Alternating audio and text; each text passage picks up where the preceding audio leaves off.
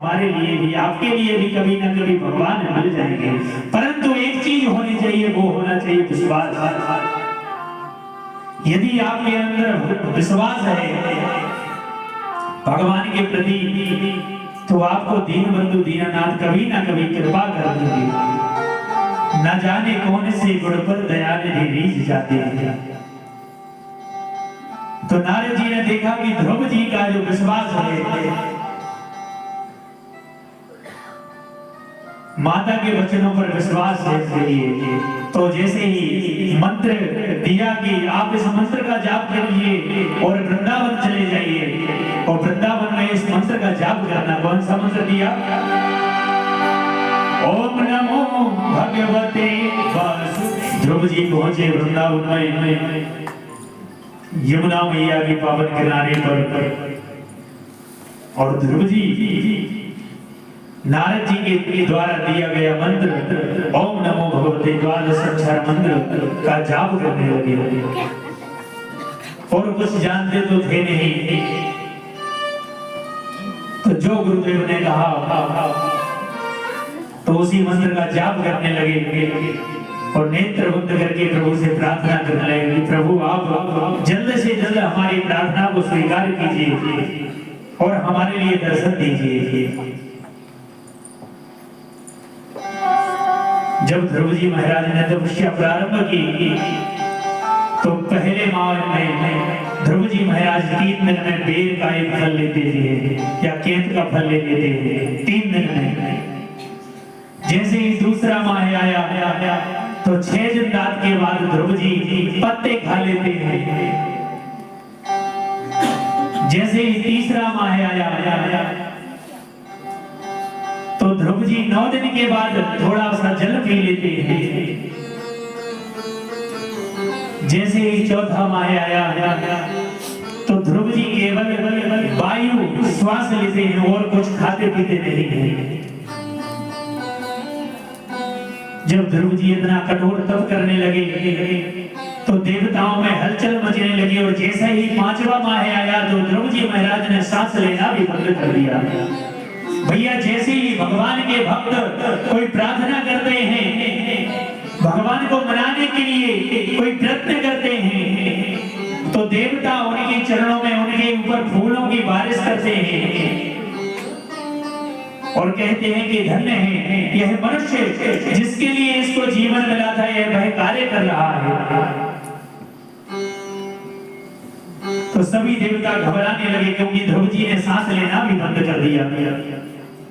जब ध्रुव जी ने सांस लेना बंद कर दिया तो सभी देवता भगवान की शरण में गए और प्रभु नारायण से शांताकार भुजगसेन पद्मनाभं सुरेशं विश्वाधारं सदृशं मेघवर्णं शुभांगं लक्ष्मीकान्तं कमलनयनं योगभरध्यानगम्यं वन्दे भव सर्वलोकैकनाथं।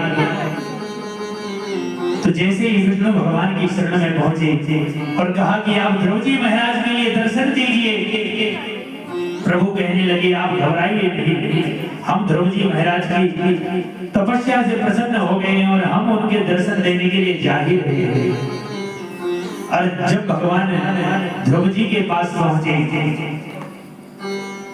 तो ध्रुव जी के लिए भगवान ने बुलाया, परंतु ध्रुव जी के अंदर एक मूर्ति प्रकट हो गई, भगवान की मूर्ति अंदर ही प्रकट हो गई और भगवान का वही दर्शन कर रहे हैं। और ध्रुव जी भगवान के बुलाने पर भी उठ नहीं रहे हैं।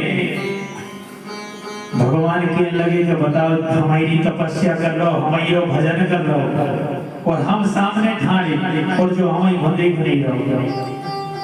हमें गिला ने बुला रहे थे, ध्रुव ध्रुव हम आ गए भैया, क्योंकि भगवान की अंदर मूर्ति विद्यमान हो गई। तो ध्रुव जी तो उसी में आनंदित हो गए।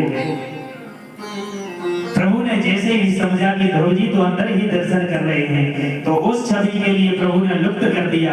और जैसे ही वह गायब हुई तो ध्रुव जी ने एकाएक नेत्र खोले तो बाहर भगवान के दर्शन करने लगे और प्रभु को प्रणाम करने लगे। जब भगवान सामने शंख चक्र गदा पद्म लेकर हमारे विष्णु भगवान खड़े हुए तो ध्रुव जी को लगा कि हम इनकी स्तुति करें,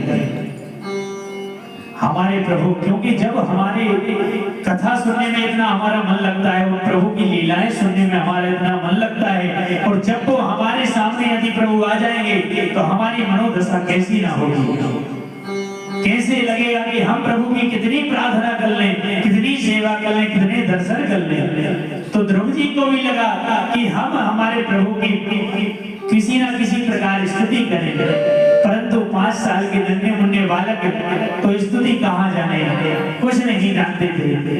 भगवान समझ गए और भगवान ने अपना सत्य जैसे ही ध्रुव जी के कपोलों में लगाया तो ध्रुव जी महाराज मंत्रों के द्वारा भगवान की स्तुति करने लगे। हे प्रभु, आप तो भक्तों के रक्षक हैं, दीन बंधु हैं, दीनानाथ हैं, आप दया निधान हैं, आप सभी पर कृपा करने वाले हैं। आपने जो हमारे लिए दर्शन दिए इससे हम कृतार्थ हो गए। और जब प्रभु की इस प्रकार स्तुति करी